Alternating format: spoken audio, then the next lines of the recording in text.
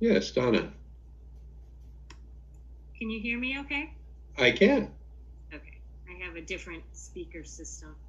Oh, I was really inspired by Anton's questions.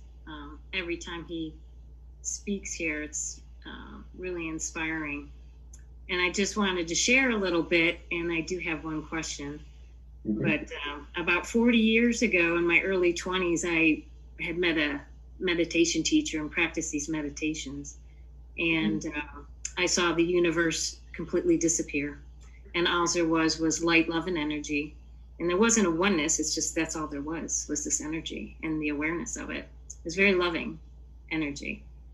And it was very clear to me that either that was happening or the experience of this world and my body and life as it is this. It was like they weren't separate, but the experience of them were separate. However, you can have that experience in this body of that light, love, and energy, but it was just glimpses. It wasn't a permanent state because you couldn't function like that. There's no way you can have this life if all there was that light, love, and energy. So it sent me on this path, of course, seeking. That was my catalyst.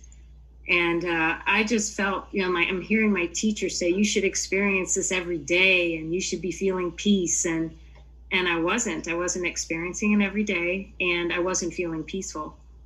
And I was really getting angry and super depressed because who wouldn't want that all the time, or at least to experience that every day, that light, love, and energy. And to know that all of this is made of that. So anyway, I was pursuing it, ended up in Al-Anon, and had 4 years of this bliss where everything was just literally happening, and I was in the passenger seat, and I knew I wasn't doing any of it. But there was just this overwhelming sense of love,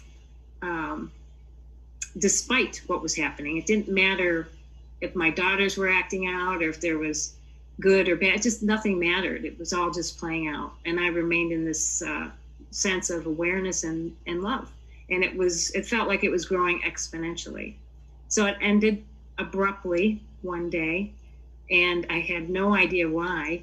I don't know why it came. I don't know why it stayed, and I don't know why it left. And again, it put me on this path of seeking. And I was more miserable and more depressed because who wouldn't want that every day? So I came into non-duality and listening, especially to your pointings, that as a wave, all of this could happen. And that was part of what is. This is what's happening. It's the light and love and energy. It was the 4 years of bliss. It was the misery. It was the depression. It's all of that. It wasn't one thing or the other, because I truly felt that I was special and unique, and that this was what you wanted to transcend towards was this light, love, and energy. And then you transcended this world and you just be in this bliss and happiness. And I kind of fell flat on my face when I realized that was actually causing me more suffering than anything, trying to chase this constant state when what was happening was this. That light, love, and energy is this right now. This is what's happening right now. There's no escaping it. So maybe that light, love, and energy will come back. Maybe it won't. Most of the time, my life's pretty neutral. There's not a lot of highs and lows. I clearly am not doing any of it, because if I was, I'd have that light, love, and energy all the time.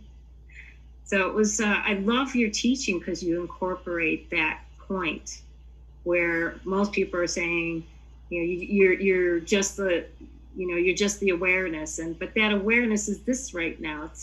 It's what's happening here at this very moment.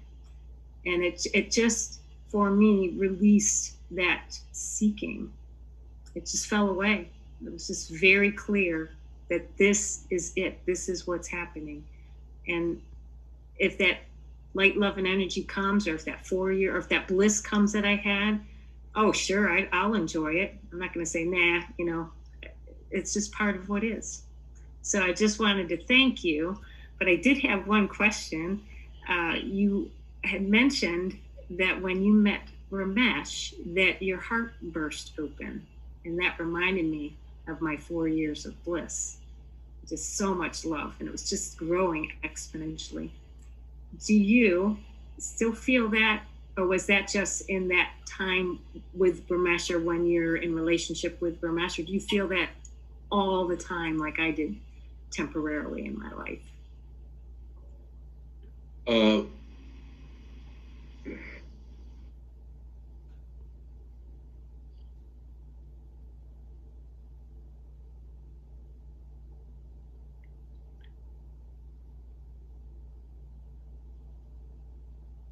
the experience that I had meeting Ramesh was of an opening,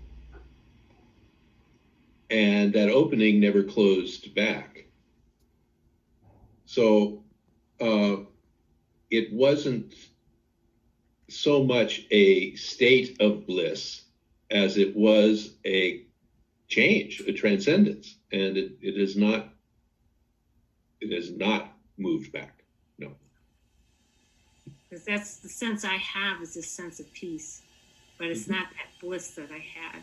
So I just thought you are very blessed, Donna. I feel blessed. I have a lot of gratitude, and I appreciate your pointings very much. So thank you. You're most welcome.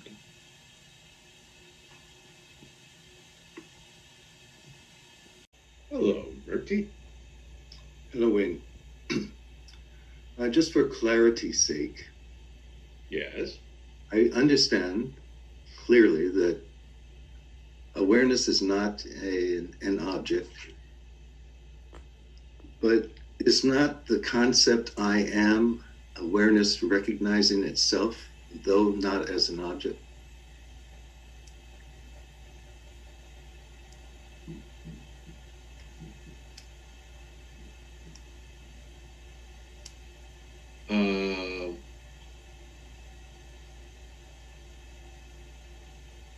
The experience of I amness is experiential in nature.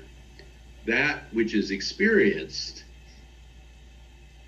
the essence of the I am, of course, is vast and unexperienceable. But that which you experience as I am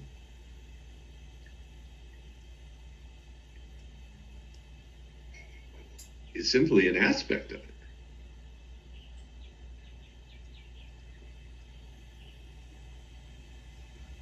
But there is a recognition that awareness is not an object, but there is the experience of awareness as I am. Yes. So if we're saying, if we're pointing to this transcendence, the transcendence is not experiential in nature. It only becomes experiential when we describe it, when we characterize it, when we experience it. But that transcendence is the ground of what we are and what is. So it's always here. Okay.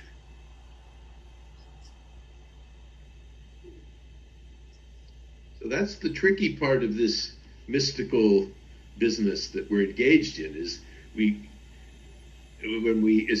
as soon as we name it, it's not it.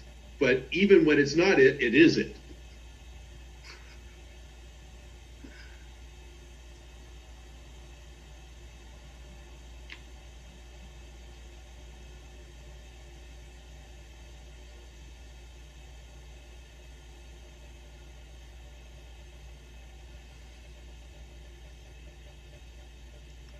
Okay.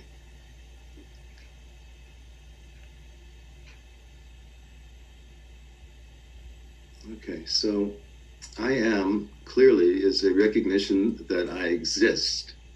So it is awareness recognizing existence.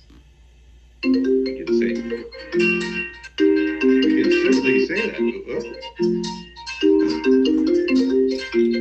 I'm sorry, my phone's going off.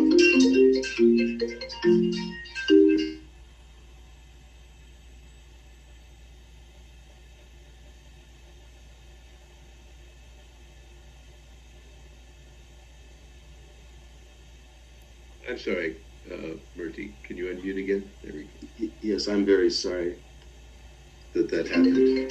Excuse me.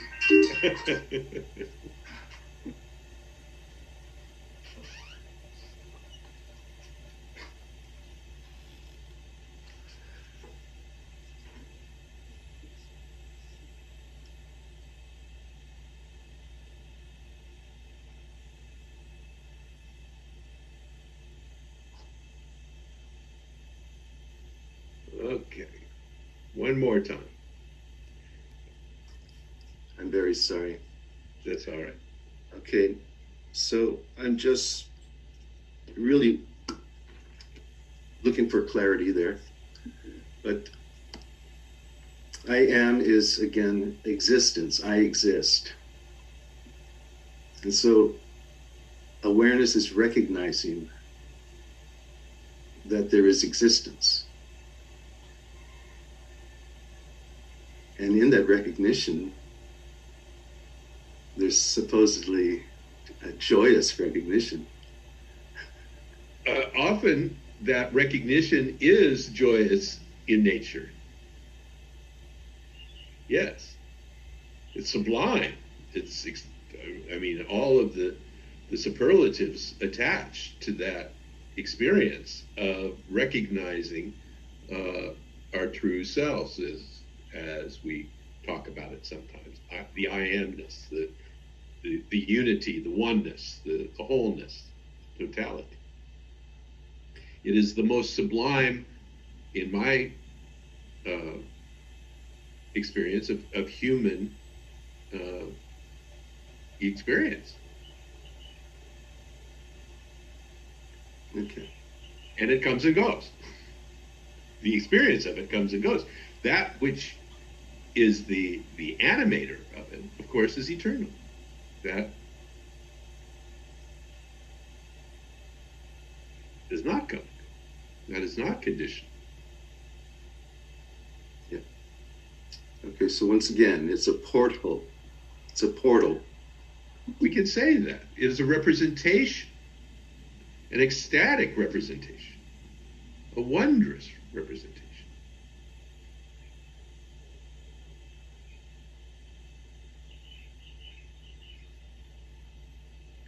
As Ramesh used to call it, it's a free sample.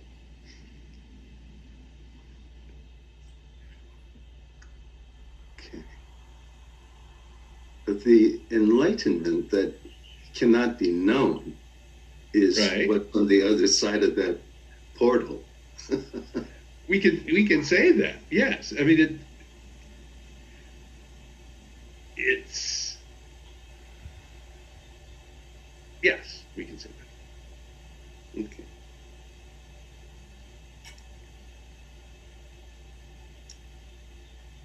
Thank you, Wayne. You're very welcome, Murti.